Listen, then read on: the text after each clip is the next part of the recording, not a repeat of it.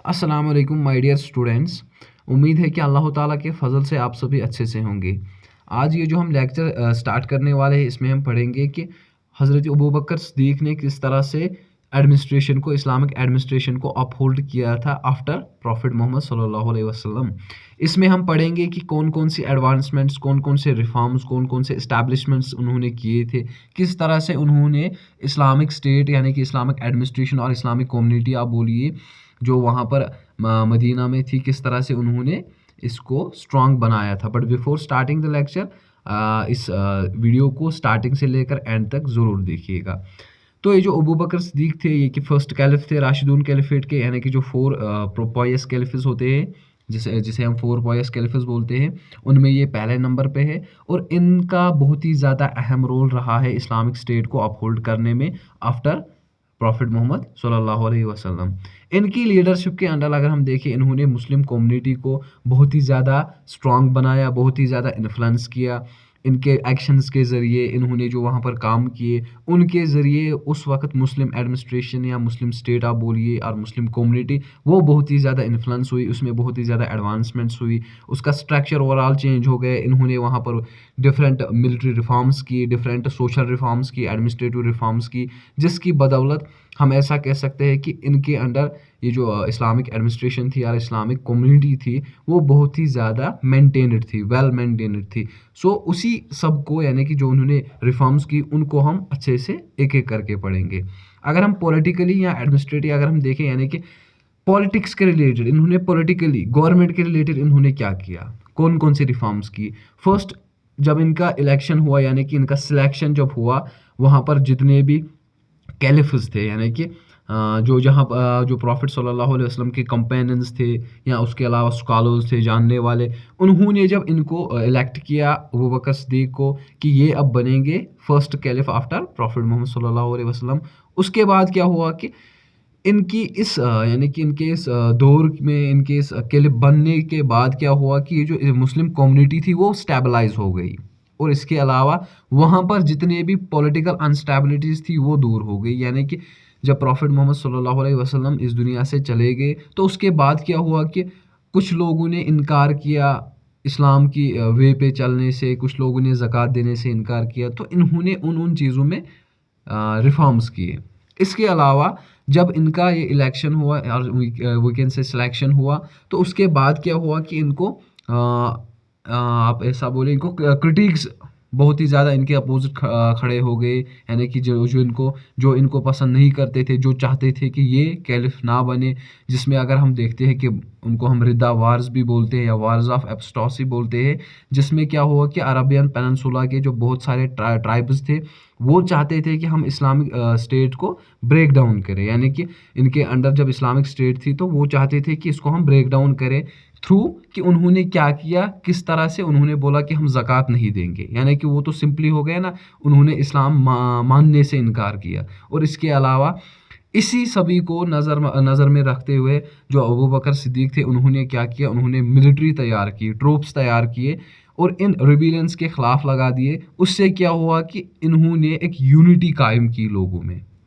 इसके अलावा अगर हम देखें, ये जो इस्लामिक कम्युनिटी का जो एक्सपेंशन था, उससे क्या इन्फ्लुएंस हुआ, यानी कि इनके अंडर जो लीडरशिप थी, उनके अंडर जो इस्लामिक एडमिनिस्ट्रेशन थी, किस तरह से वो एक्सपेंड हुई और उसका इन्फ्लुएंस कैसा था। तो अगर हम देखते हैं कि जो इस्लामिक स्टेट प्रॉफिट मोहम्मद सल्लल्लाहु अलैहि वसल्लम के बाद वो बकर सिद्दीक़ के अंडर थी, जब वो एक्सपेंड हो गई बियॉन्ड अरबियन पेनिनसुला, यानी कि आसपास के जितने भी इलाके थे उन्होंने वो फतह किए। उसके बाद क्या हुआ कि इन्होंने क्या किया, इन्होंने अपने कंपेनियंस, यानी कि इनके जो सलाहकार थे या इनके ट्रूप्स में जो थे या इनकी सेना में जो थे, इन्होंने उनको बाइजेंटाइन और ससानियन एम्पायर्स में इन्होंने उनको भेजा और उनको कहा कि आप मुसलमानों के लिए लड़ो वहाँ पर। जिससे क्या हुआ कि इस्लाम स्प्रेड हो गया। और उसके अलावा क्या हुआ कि जो एक्सपेंशन हुआ इस्लामिक स्टेट का, जब इन्होंने इनके पीरियड के अंडर भी या इनके बाद जो कैलिफ्स आए उनके पीरियड के अंडर भी जब इन्होंने आसपास के इलाके फतह किया, उससे क्या हुआ कि एक्सपेंशन हो गई इस्लामिक एडमिनिस्ट्रेशन की।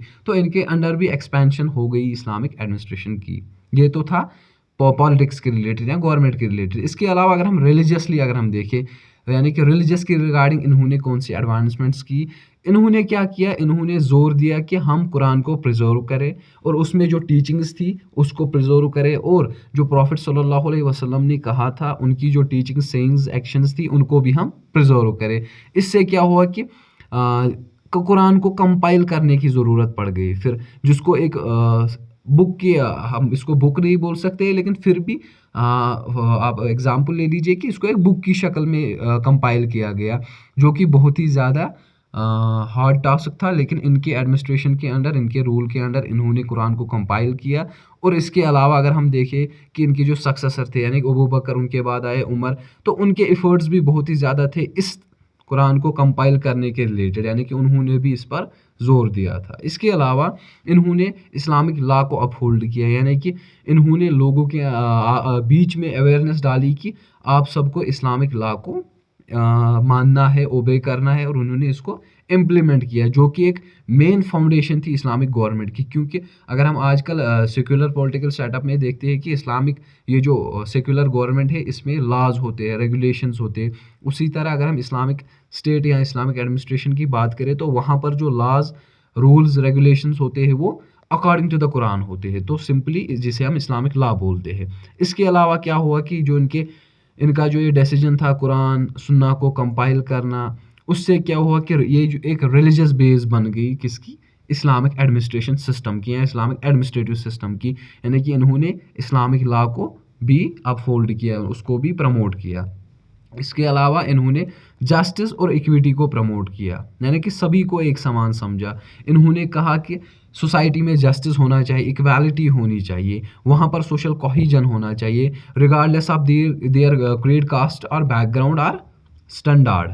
तो इससे क्या हुआ कि जो वहाँ पर जो डिफरेंट ट्राइब्स थे, डिफरेंट एफिलिएशंस थे, अलग अलग ट्राइब्स थे, उनके बीच में सोशल कोहिजन हो गया। और इसके अलावा क्या हुआ कि इनकी एडमिनिस्ट्रेशन एक वेल मेंटेन्ड एडमिनिस्ट्रेशन बन गई, क्योंकि ये सभी, ये जस्टिस, इक्विटी, इक्वालिटी या विदाउट डिस्क्रिमिनेशन, ये सभी ये जितने भी फैक्टर्स थे ये इन्हीं की एडमिनिस्ट्रेशन के अंडर, इन्हीं की लीडरशिप के अंडर प्रमोट किए गए थे। उससे क्या हुआ कि ये भी एक मेन कंपोनेंट माना जाता है इस्लामिक गवर्नमेंट का, जो कि अकॉर्डिंग टू द कुरान है। तो ये भी इन्होंने अपनी गवर्नमेंट में जस्टिस और इक्विटी को भी बढ़ावा दिया। इसके अलावा ये था रिलीजियस के रिलेटेड। अगर हम सोशल और इकोनॉमिक कंसल्टेशन, यानी कि सोशली और इकोनॉमिकली किस तरह से इन्होंने इस्लामिक स्टेट को स्ट्रॉन्ग बनाया, तो अगर हम उसमें देखते हैं ज़कात और पब्लिक वेलफेयर है, यानी कि सिंपली ज़कात आर्म्स गिविंग है, यानी कि एक चैरिटेबल आर्म्स है जो कि हर मुसलमान को देना है। तो इससे क्या हुआ कि रीडिस्ट्रीब्यूशन ऑफ वेल्थ हो गया, और जब यही वेल्थ पब्लिक वेलफेयर के लिए यूज़ की गई तो उससे क्या हुआ कि जिन जो नीडी पीपल थे, पुअर पीपल थे, उनको सपोर्ट मिला, जिससे क्या हुआ कि एक ऐसा इस्लामिक सिस्टम और इस्लामिक एडमिनिस्ट्रेटिव सिस्टम इख्तियार हो गया, कायम हो गए, जिसमें सोशल वेलफेयर, इकोनॉमिक स्टेबिलिटी और क्या था, सोशल कोहिजन था लोगों के बीच में। ड्यू टू दिस ज़कात, यानी कि जब लोग ज़कात देना उन्होंने स्टार्ट किया तो उससे क्या हुआ कि जिसके पास पैसे नहीं थे, तो ये जब रेवेन्यू कलेक्ट किया जाता था ज़कात के ज़रिए लोगों से, तो वो उन नीडी पीपल को भी दिया जाता था। इसके अलावा ट्राइबल इंटीग्रेशन, यानी कि इन्होंने क्या किया, इन्होंने जो वेरियस ट्राइब्स थे वहाँ पर इस्लामिक स्टेट में, अरबियन पेनिनसुला में, इन्होंने उनके अंदर एक जनरल अवेयरनेस फैलाई, जनरल अवेयरनेस उन तक पहुँचाई कि आप सभी एक हो, यानी कि आप सभी मुसलमान हो, तो आपके अंदर यूनिटी होनी चाहिए। जिससे क्या हुआ कि वो सभी एक हो गए, सारे ट्राइब्स एक हो गए, यानी कि मुसलमान बन गए, तो उससे उनके अंदर वी फीलिंग आ गई, कलेक्टिव आइडेंटिटी आ गई, और इसी एफर्ट के ज़रिए क्या हुआ कि वो वहाँ की जो ट्राइबल सोसाइटी थी वो सोशली कोहिजिव बन गई। और इसके अलावा इस्लामिक स्टेट का ये भी एक मेन फैक्टर था, यानी कि इन्होंने अपनी इस्लामिक एडमिनिस्ट्रेशन के अंदर इन्होंने डिफरेंट ट्राइब्स को यूनाइट किया। उससे क्या हुआ कि वहाँ के जो लोग थे डिफरेंट ट्राइब्स के, उनके बीच में यूनिटी कायम हो गई। इसके अलावा अगर हम मिलिट्री कंसोलिडेशन की बात करें तो यानी कि इन्होंने मिलिट्री को किस तरह स्ट्रांग बनाया।